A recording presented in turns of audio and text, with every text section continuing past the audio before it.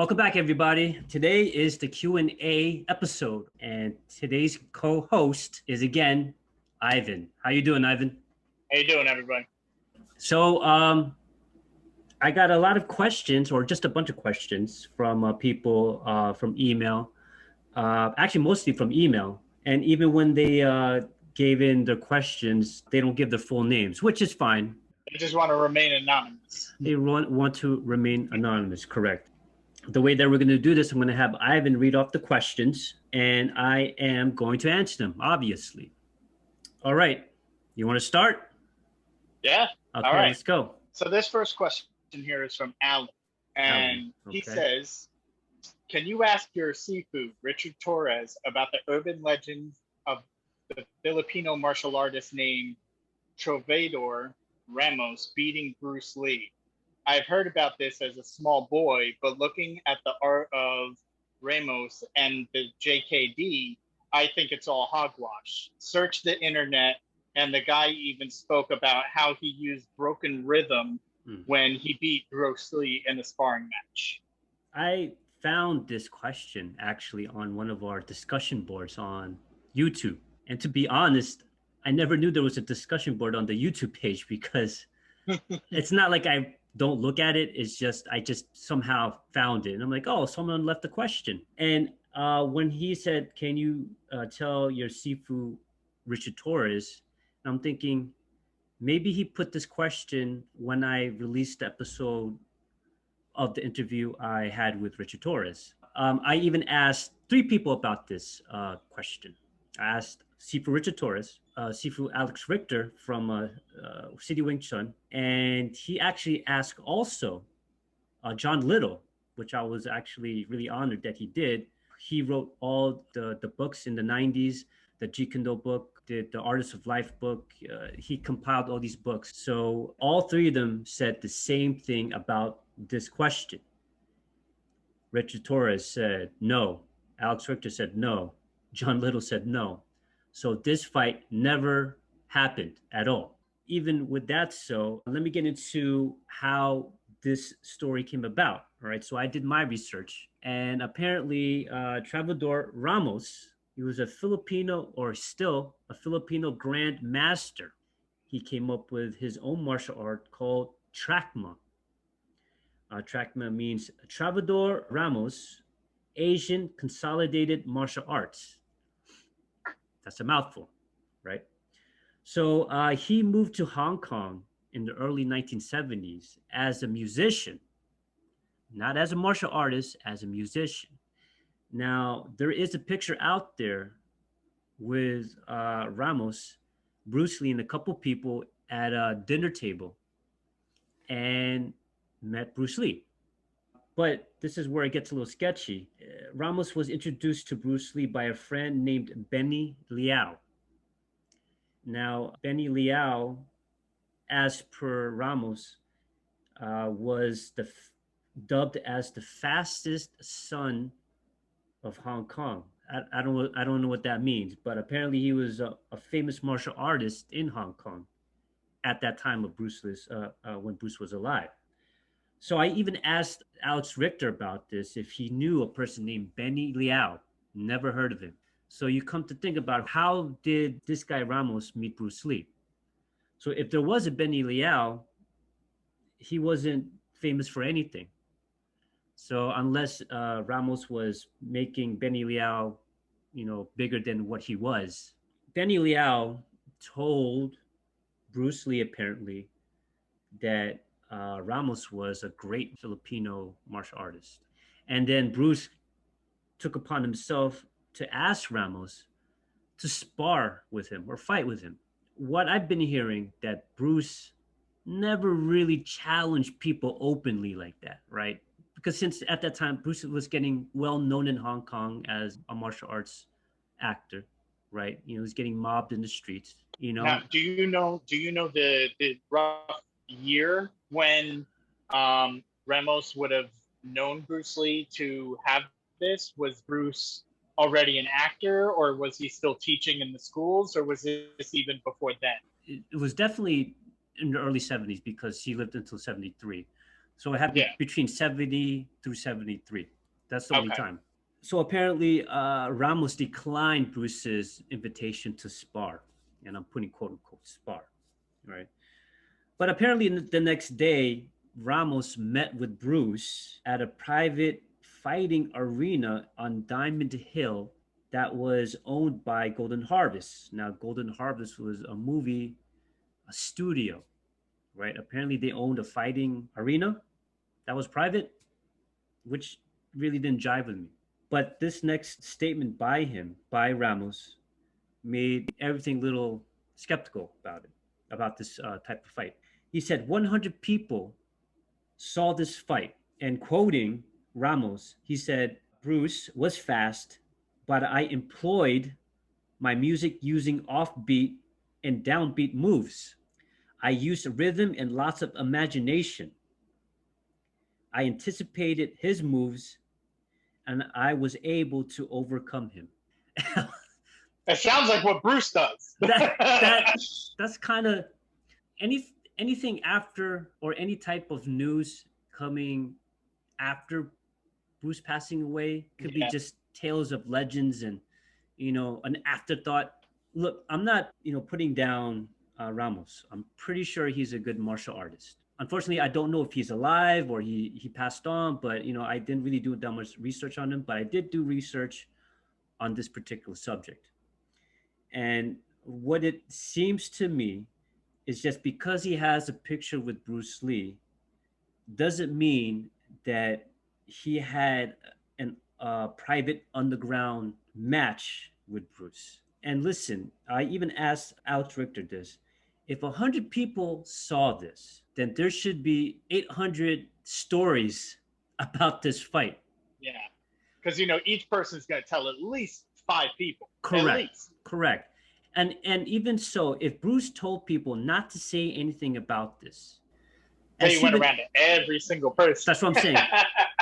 and let's say Ramos said the same thing. Don't say anything about this. Human beings, they're going to say something about it. It would be impossible. It'll be very impossible to say anything. Absolutely, there is no. I'd be the first one calling up. I saw this wicked fight. You have no idea. That's the thing. That's the thing. One person, or even 100 people. At least 100 people saw this fight. So what if he beat him? Let's say if this was real. If this was real, then we would hear stories about it, right? At least. But then if it's not real, why would you go through the trouble of telling people that you beat Bruce Lee? And then it always comes to the fact that people want to claim the fame that even though that Bruce is not here and he can't say anything about it, that he beat Bruce Lee in the fight.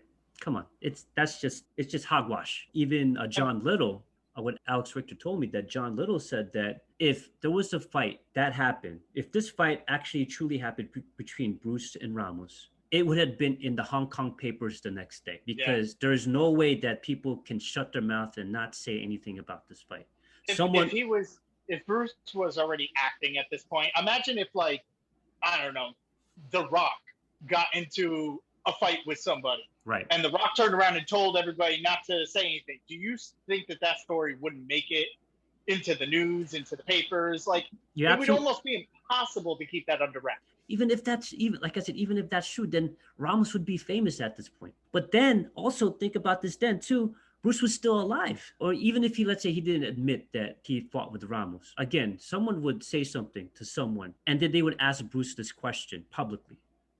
So in terms of answering this question, no, I don't think this was real. It's a fact that Ramos did meet Bruce because there's a picture, but other him fighting or having the sparring match afterwards, no, I don't think so. So, okay, next question. Our next question is coming from an unknown. Oh. I have a feeling I know what group he's from. Yeah.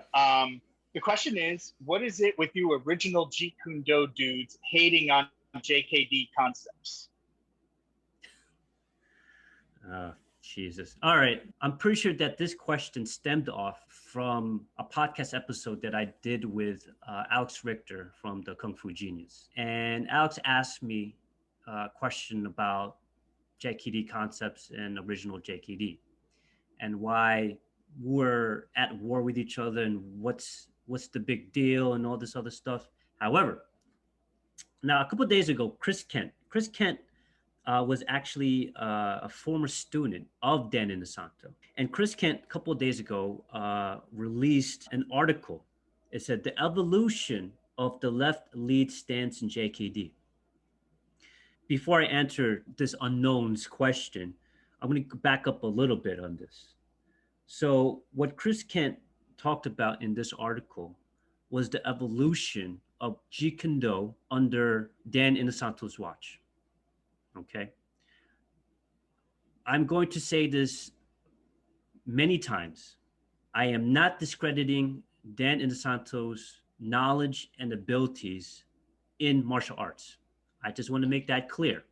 I have a quick interject here. Sure. Just so we're not singling out any one person. Right. Is I know that Dan Inosanto is probably the most famous for JKD Concepts, but is he the only one? Let me say this. At this point, Dan Inosanto is the leading person in Jeet Kune Do, right? So people have to realize whatever Bruce was doing during his lifetime with Jeet Kune Do and what Jeet Kune Do is now is totally different. What did Dan do to make Jeet Kune Do what it is right now? And why didn't Bruce take it there when he was alive? So with this Chris Kent article, Chris Kent explains that after Bruce passed, in 1974, Dan opened up the school called the Filipino Kali Academy. He had Bruce's original students teaching there. For one, Richard Bustillo. And he was an instructor in the Filipino Kali Academy. So apparently what I'm reading is Dan taught the higher level of Jeet Kune Do. Richard Bustillo taught the second level. I think that's how it went. However, Richard Bustillo had a boxing background, and his boxing background, he led with the left hand forward. If people don't know, Jeet Kune Do, the majority of people who study it are right-handed, and that includes Bruce Lee. So Bruce Lee had all his students who were right-handed lead with the right hand in their stance. Now, that doesn't mean that even if you were left-handed, Bruce had you to be on your right hand lead. That's not the case. Even today, whoever trains in quote unquote original Jeet Kune Do, if you're left-handed, you'll train in your left hand stance. If you're right-handed, you'll train in your right hand stance. And I also reiterate that with you guys when I teach Jeet Kune Do. For instance, Miguel, he's one of our left-handed fighters. I always tell him, stay on your left lead stance. And he always asks me, should I go on my right? No. You right with your left hand, leave your left hand dominant in front of you. And then obviously when I have you guys train with each other, I don't have him switch to a right hand stance because his partner is right-handed. No, I always tell him, stick to your left hand. So that would have a lot of opportunity for you guys to train with somebody on the opposite stance of you. Yeah. Because obviously, the majority of us were all right-handers. But then people who are listening to this or watching this don't get it twisted. You know, I do have some of you guys go on your left stance, and I have you guys go on your right stance. And almost everything we do, we practice on both sides. But correct, it's mainly for the right lead. Correct. And even for the left-handers, it's the quite opposite. Yeah, reverse. Yep. Right. So why did this change? Why did Dan allow this to change if Richard Bustillo was teaching everyone to go into their left lead? Why did this change? Dan was teaching everybody still on the right hand lead. He was teaching trapping with the right stance. And when I asked the question, when did this change? The late part of 1970s, in the 1970s, as per Chris Kent, Dan invited other martial artists to come to the school, mainly Thai boxers, Muay Thai boxers. And all of them trained on the left lead. And then what happens? Dan starts to train with them, then starts to switch to his left lead. And then he starts training people in Jeet Kune Do in their left lead, right? Now all of a sudden, their dominant hand, whoever's the right hand fighter, is now in the back, and their not so dominant hand is in the front. But when you started mixing in styles or taking styles from another martial art discipline into Jeet Kune Do, that gives me a signal, meaning that the body mechanics has been lost, or there was not enough explanation for body mechanics in Jeet Kune Do. But why was Jeet Kune Do changed from what Bruce was teaching until now? Why was it changed? And people saying, oh, it never changed. I'm like, yes, it did. If Chris Kent put out this type of article, the evolution of left lead stance in JKD, then something changed at that time. Something changed from that point. You know, my teacher, Richard Torres, he goes on these Facebook forums and he tries to shed light on quote unquote original Jeet Kune Do. And unfortunately, the majority of people that he interacts with are JKD Concepts. And they bash him left and right, saying this, saying that. And then it's kind of like he's a man on his own. You know, he's being attacked from all sides. But then when Chris Kent puts out an article like this, the evolution of the left lead stance, no one says anything. No one bats an eye. Great job, Chris. Great article. Thank you for posting. I'm pretty sure they read the whole article, but how come I don't see anybody saying, what are you talking about? Dan never had Richard Bilstillo teaching this left lead stance. It was always both of them. No one's saying this. I'm sorry I'm going into a rant, but then this is the reality of it. So you're bashing Richard Torres for this, but you're not bashing Chris Kent for this. And then mind you, that Chris Kent is now, quote unquote, an original Jeet Kune Do martial arts instructor from Dan Inosanto's camp. Can you believe that? I know Chris. I don't know him well enough, but I know him from a martial arts standpoint. I've discussed with him, you know, years back, and he knows his stuff. How come Chris Kent is not talking about taking martial arts here, talking martial arts here and putting it together, making it JKD? Why is he not talking about that? What happened there? Right? Okay, next question. Well, all right. I have a question about this question. Sure. Okay. So my spin on it was, how long has this so-called hate been going on? Is this something that's been generational that started like after Bruce died, or is it something that happened like right after Bruce died, or was it a generation later, or was it something like more towards the 90s or more towards like now? Because I don't think it's a recent thing. I really think that this is something that has been brewing for decades. So this obviously happened after Bruce died. Yes. I was telling Alex that there was never original JKD or JKD concept. There was never that. Even a few months or even to a year after Bruce died, no original JKD or JKD concepts. Somewhere along the line, it started to split. And how did that happen? How did a martial art that Bruce Lee developed for years split into two? It wasn't by Bruce. Somebody took liberty. Absolutely. Someone took liberty. So that begs another question. Why? Why did it split into two? How come all of a sudden this one person is teaching JKD from taking other martial arts, and other Bruce Lee students at that time wasn't doing what Dan was doing? Why was Dan the only one doing this and not Ted Wong and not Jerry Poteet? Why weren't they doing that? And Dan is. What I don't understand. What is that? You know, and when you have people like Richard Torres trying to shed the truth about, not about Dan, about what JKD concept is, people lose their minds. But then, like I said, when a person like Chris Kent puts out an article like this, everybody loves him. So if you had to put a decade on it, what would you say? The 80s? 80s. 80s? 80s, because yeah. Bruce went in 73, so it's like 7 years after, roughly. Roughly. You know? Yeah, roughly. Okay.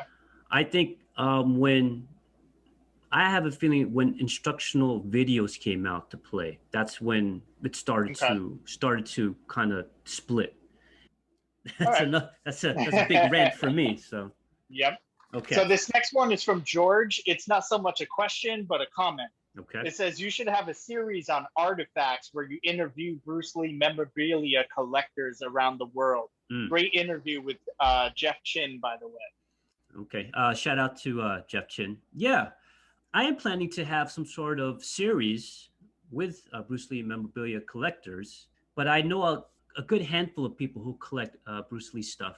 I believe there's a Perry Lee. Actually, Perry Lee, he met Bruce Lee when he was young, only one time, and he told me a good story about that. I'd like to interview him too. But yeah, I also like to have Jeff again too for a series like that. So okay, next one. All right. So the next question is coming from Mark O. Marco.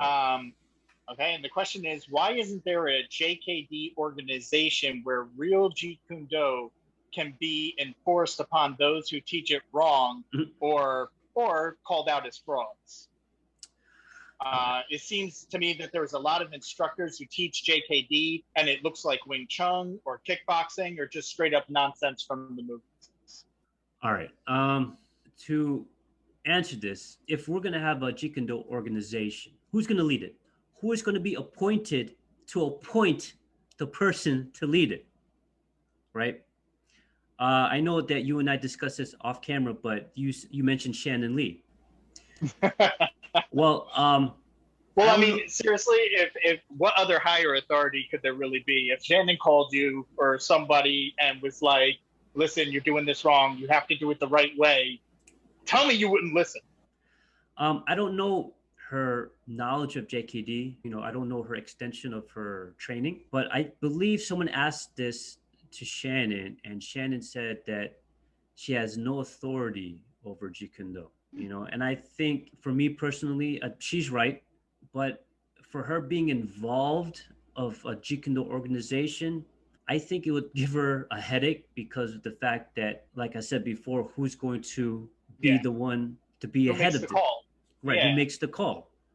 So let's say Shannon. Okay, so let's say Shannon appoints this particular person, to be the head of the JKD organization. What is this person's credentials? Who did he study under? Right? Mm-hmm. How long was his training? What did he do to have Shannon make him the lead of the JKD organization? The JKD police. The JKD police.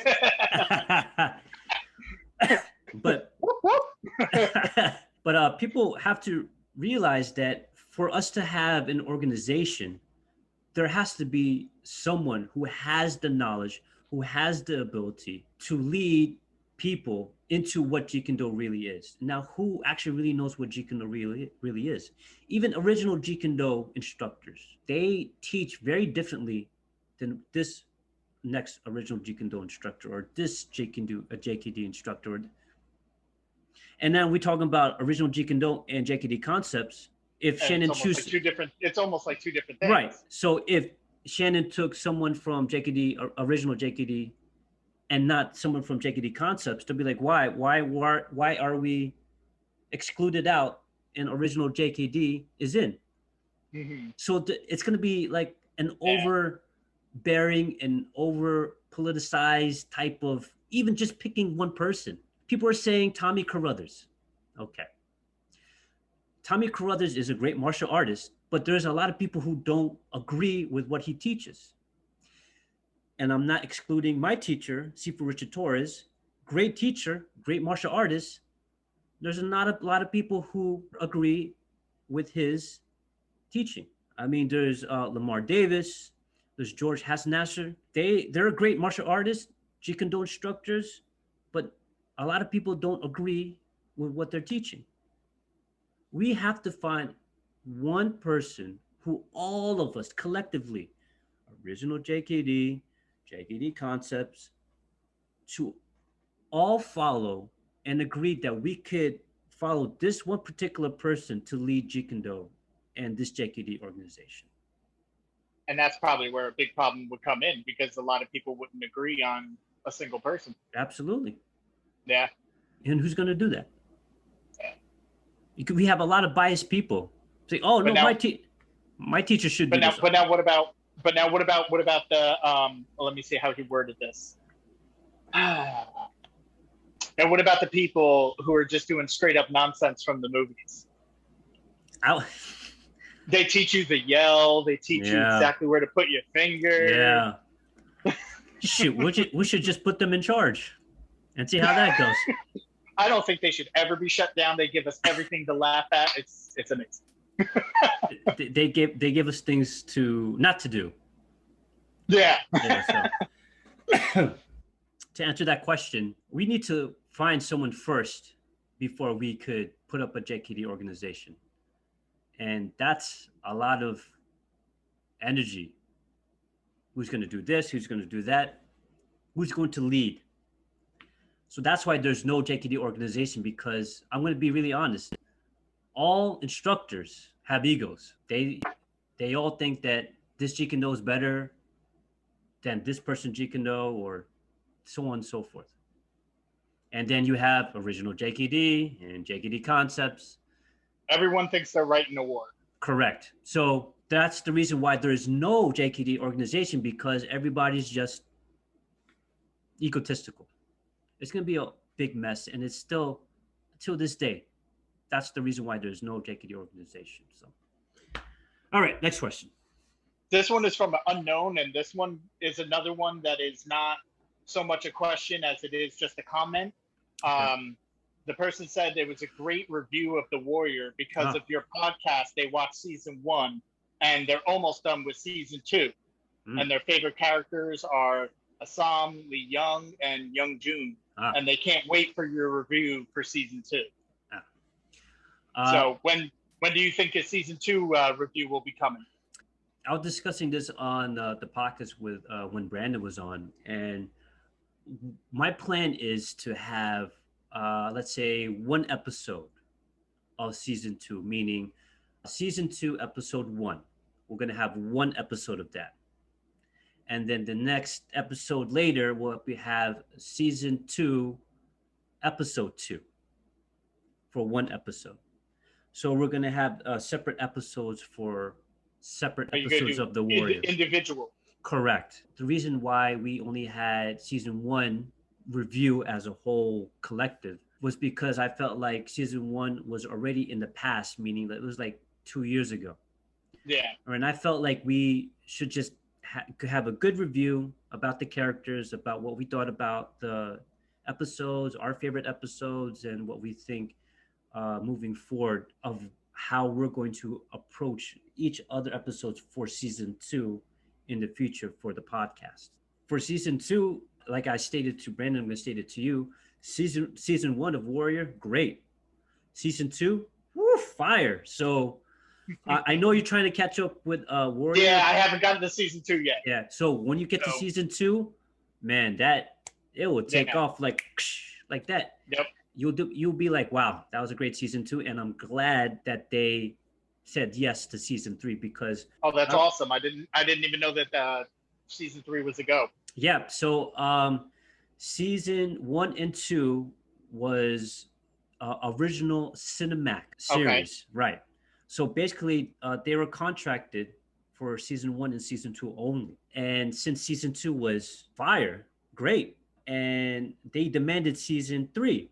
However, nothing was done about it until we found out that the Warriors television series was moved to HBO Max. Now everybody's starting to watch it, because not a lot of other people watched it because it was still on Cinemax. So no one had Cinemax. Yeah, I didn't have Cinemax. Yeah, there was no way that I was going to watch it until if it came out on DVD. That was the only way I was going to watch it. But now it came on HBO Max, and I watched it, and everybody else in the world watched it. Now they demanded season 3.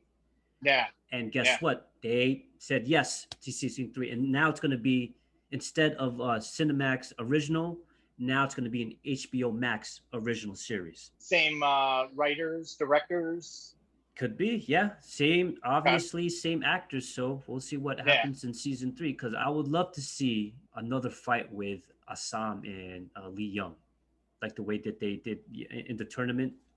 Because I'm pretty sure they had like a unfinished business because Oh you yeah. know, yeah, because Lee Young was supposed to kill Assam until the cops came in and shut everything down. So I thought that was Spoiler alert. right. For the people who didn't watch it yet. So yeah, that's the plan of what we're gonna do on the Nucleus Initiative, just to Yeah, it's do awesome. each individual episodes of season 2 of Warrior, so we can have episodes to Yeah, talk about, yeah. right?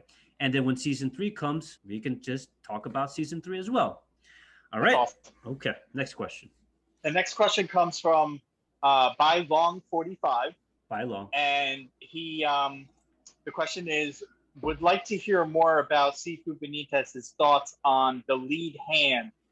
Lots of other fighters say to put the dominant hand in the back since the front hand acts as defense. This question actually came from the comment section of the podcast I was with Alex Richter, the Kung Fu Genius. And I read that comment too, or that question. And to answer by long, I'll reiterate of what I said on Alex's podcast, that in Jeet Kune Do, in Bruce's notes, the right hand will be the one that's in front of you. That's the power side forward, meaning that whatever hand that you write with will be the one that's in front of you.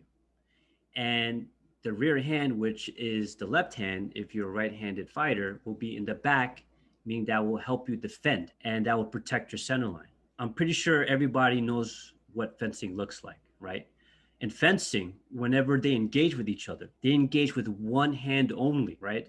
So if Bruce Lee researched fencing, he saw that the stance is not deviated, meaning that whenever you engage with someone in fencing, in terms of fencing, you don't take the foil from your right hand, which is the dominant hand in front of you, and switch it to the left hand and engage with that person, meaning that you don't keep switching your foil all the time to you attack. That's deviating from your stance, meaning the only thing that we have to protect while we're in our stance is the center line. Now, there's a lot of people or a lot of martial artists have their center lines forward, exposing it. What Bruce Lee wrote in his notes and his idea of where the center line should be away from the opponent. When your center line is away, your lead hand will be the one attacking, and you can do more with your right hand, just like fencers do, to attack. If you're thinking about power wise, meaning that you're having your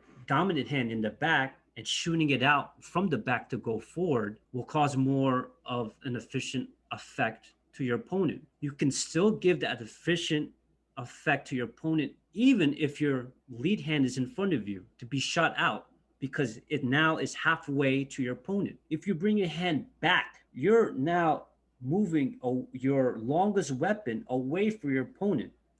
Now people are saying, how can you generate power from your lead hand being where it is if you don't bring it back? I'm like, listen, obviously the power comes from the hips, it comes from the core. How would Bruce pull off the 1-inch punch or the 4-inch punch?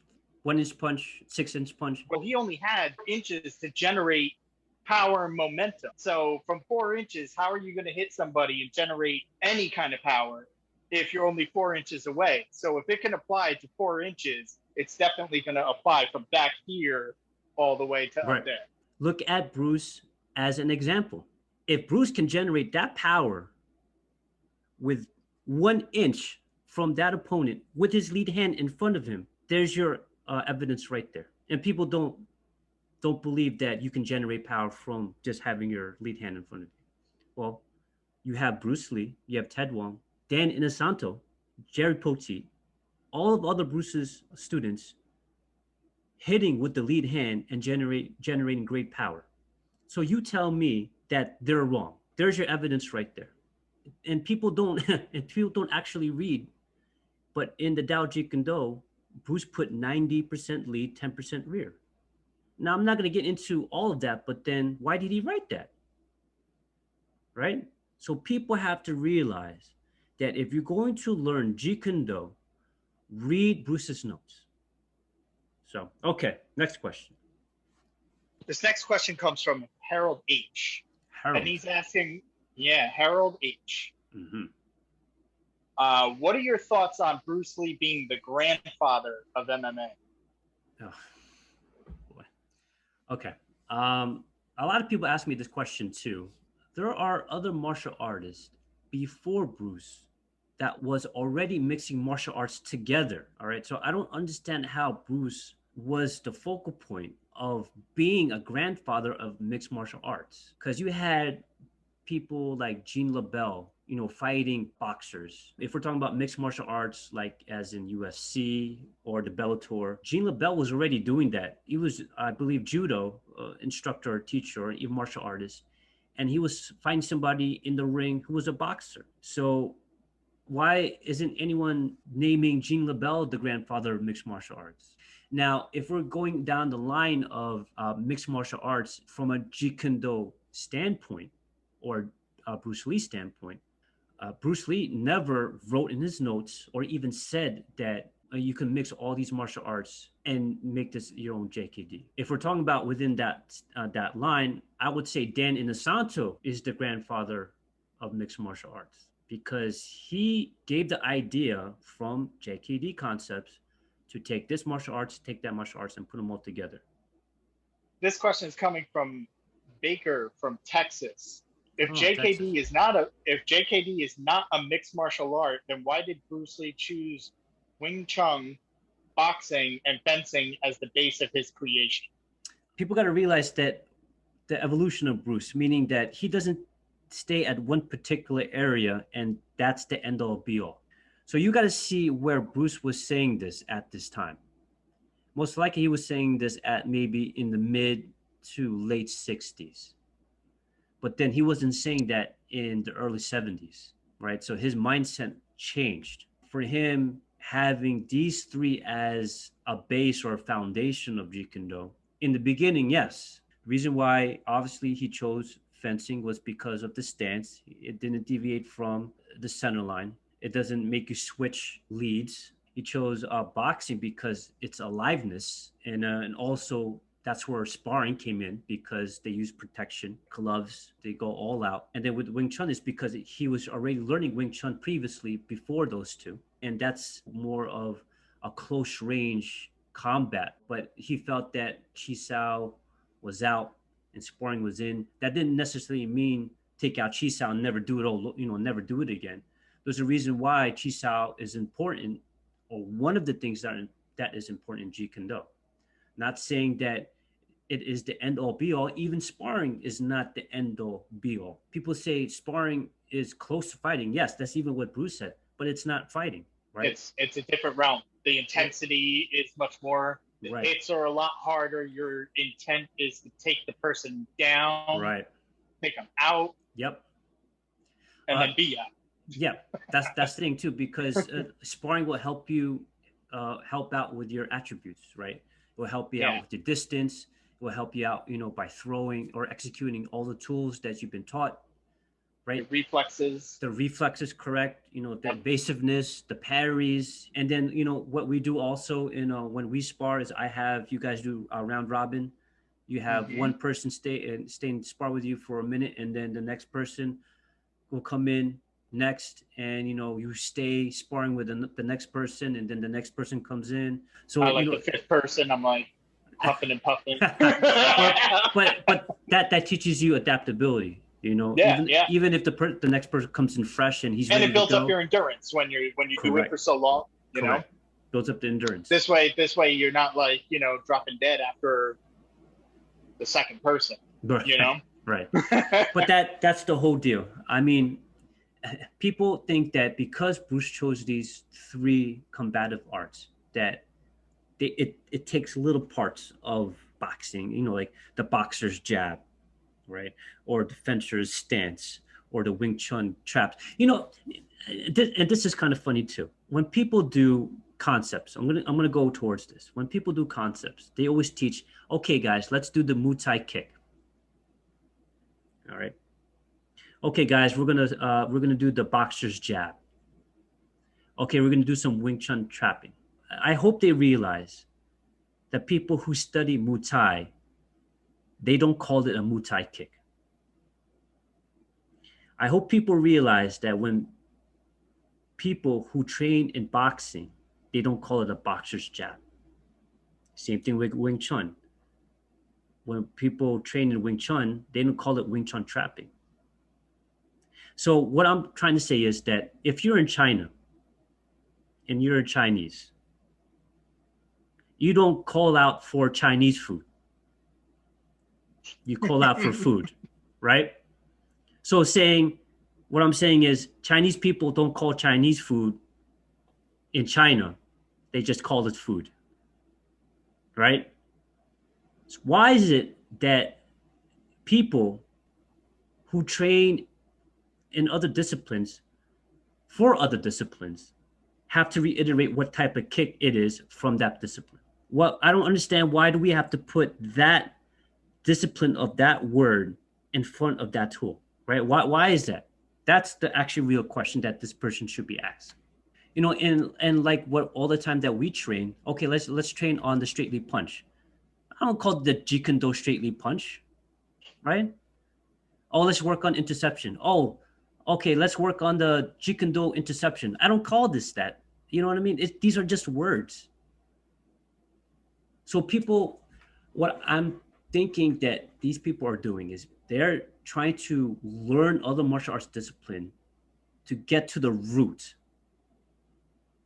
of particular tools.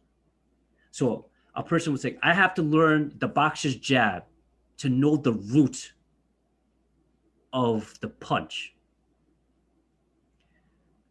And that I'm like, okay, so instead of going straight to the root of punching, you would rather go to the branch of the punching, which is boxing, just to understand the root. Why can't we just go to the root of punching? My teacher, Sifu Richard Torres, told me, he's like, you don't have to go to jail to know what freedom is, right?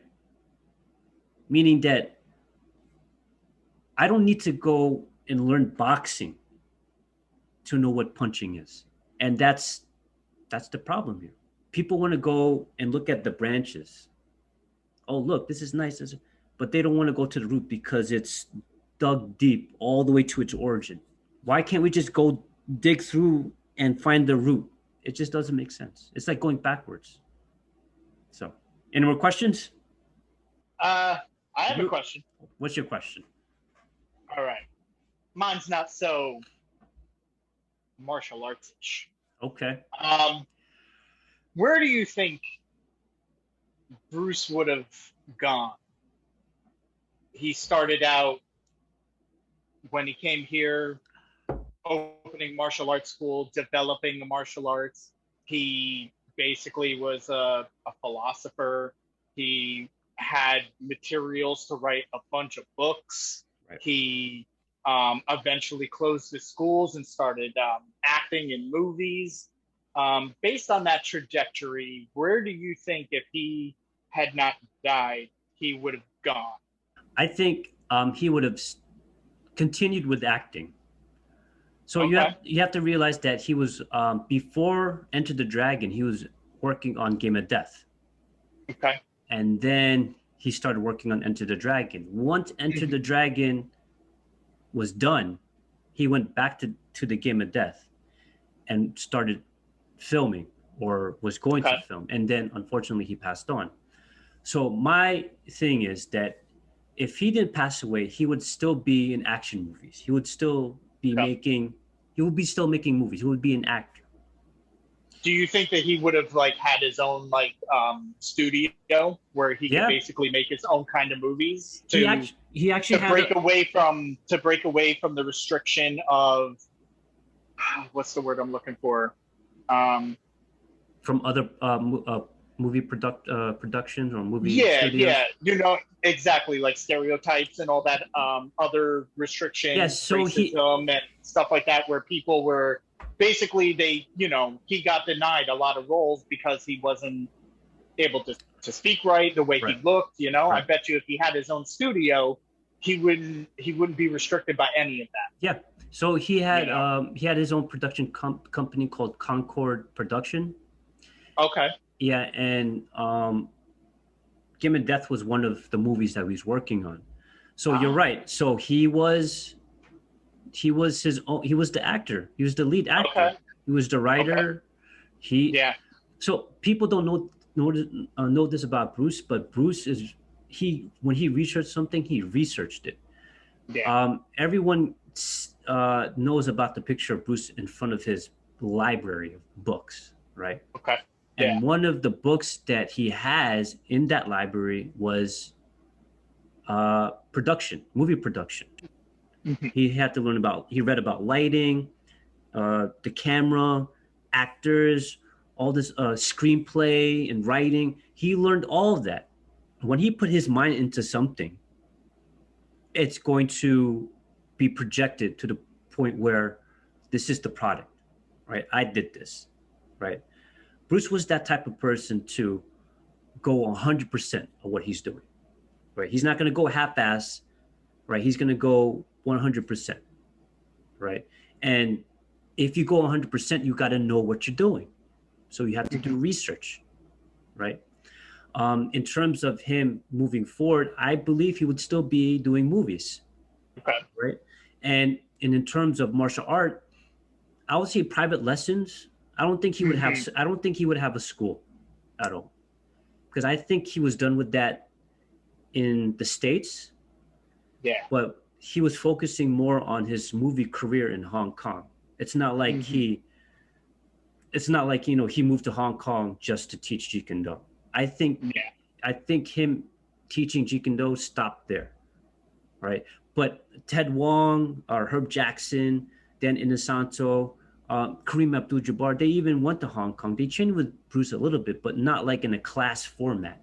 I wonder if he'd be writing movies too, like for other actors, for other martial artists to come in and make a name under his story. So he still like is doing, like he's part of it, but he's not like. In Hong Kong, Jackie Chan has his own stunt team. I wouldn't be surprised. Yeah, I wouldn't be surprised if Bruce Lee had his own stunt team or fight team. Mm-hmm. Because a lot of Jackie Chan's movies, all the stunts, even though he's an older gentleman right now, he has other people doing stunts. Under his wing, under his tutelage. Yeah. So if Jackie Chan can do that, why not Bruce? Yeah. Bruce could have his own fight team or stunt team and working in other movies for other production companies, right? I'm pretty sure if he was alive today, he would be known the way Jackie Chan is. Yeah. But you have to also realize Jackie Chan wouldn't be here if it wasn't for Bruce. So if Jackie Chan made it during Bruce's time, if he was alive, he wouldn't be as famous as Bruce. I'm telling you that, unfortunately. But because Bruce passed away, it helped Jackie Chan immensely. His career shot up because they're trying to put Jackie Chan as the next Bruce Lee, but then Jackie Chan showed them that, I'm not the next Bruce Lee, I'm the first Jackie Chan. Yeah. Right? I listened to an interview on him, and I actually love his take on it. He's like, Bruce Lee is like a superhero. He's like, you can't hurt him. He can't be hurt. You can't knock him down. You can't beat him. He's like, me, he's like, I get hurt. And it's funny because you watch his movies and he's always getting hurt. And you're like, and it works for him. And it's like, it was like the perfect, it's almost like he like learned from Bruce how to go his own way. You know what I mean? Okay, this is what he does. It works for him. I have to find my own thing. And it's like, I mean, with Jackie Chan, he is the first to truly admit that he's just an average guy. Yeah. Right.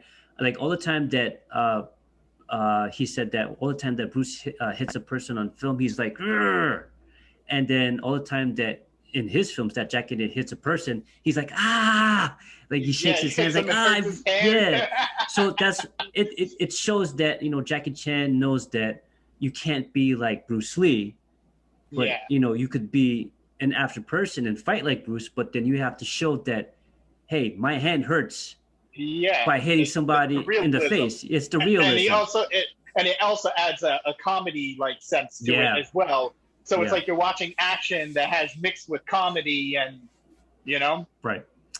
But okay. All right. So we are at the end of the podcast. I actually have one last question. Okay, what's your last question? Who is the master?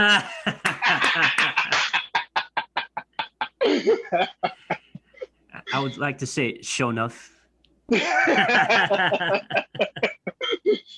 actually Who's gonna the prettiest? show enough. Who is the meanest? That is actually a classic. I actually met Tai Mok. That's amazing. Yeah, a while back, and my wife met him too. That's amazing. Yeah, so we took pictures with Tai Mok, and it was actually at the Comic-Con in New York. Oh, and that's awesome. Yeah, he had I don't know if you remember, he had that the gold medallion that his teacher gave him. Oh yeah. That looks like a belt buckle. He had it there on the table. I'm like, oh, did he? I was like, are you selling this? I was like, of course. I'm like, I don't have no money. I was like, oh, I'm sorry. Man. I was like, I'm sorry you don't have any money. I was like, I would have got this. I was like, this is so incredible. So yeah, you could use it as a belt buckle, and we laughed. I was like, oh, that's funny. That's funny. All right. So now we're at the end of the podcast. We have the last words. Do you have any last words? No. Keep on kicking.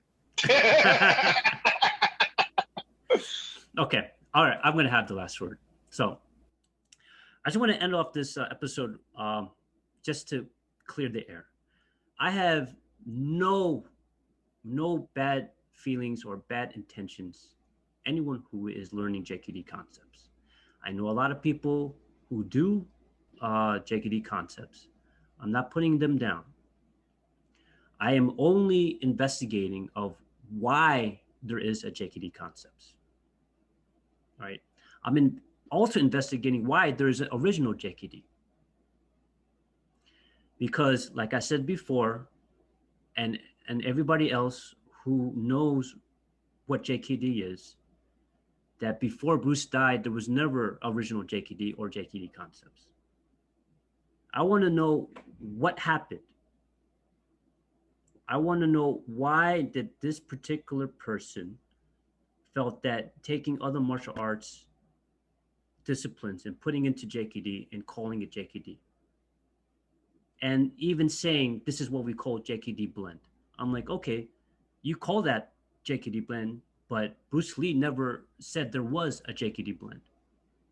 How come if this person is teaching this and the other people who are Bruce's students are not teaching it? Why is that? So my last words for this episode is, if you feel that it's wrong, try to find out why it's wrong. Dig deep into that investigation, because you can't have people blindly following you and not give any sort of history or any sort of instructions, right? You just, like, for instance, like between you and me, like we discussed before, you ask questions. Just don't say yes, yes, yes, yes. Like I'm doing right now. Right. Right. So, everyone, this is our Q&A episode, and I'm pretty sure after this episode, I'm going to get a lot of questions. So we're going to have a series of Q&As, and I'm going to have Ivan ask these questions because I'm, he's a pretty good moderator, and ask these questions. And I'll answer them to the best of my abilities. So if you have any questions or comments, you can email them at thenucleusinitiative@gmail.com to listen to our past episodes, anchor.fm/nucleusinitiative. And thank you guys for joining us. All right. So Ivan, again, thank you. And everybody else, have a good one. All right. After Bruce passed away, the Bruce's art take a turn and twist. It's not his art anymore. Okay, they call it Jeet Kune Do concept. Concept basically, you take Bruce's idea and apply to many different art, and that becomes Jeet Kune Do. In fact, even saying that there's no Jeet Kune Do, only a concept, okay, only a philosophy.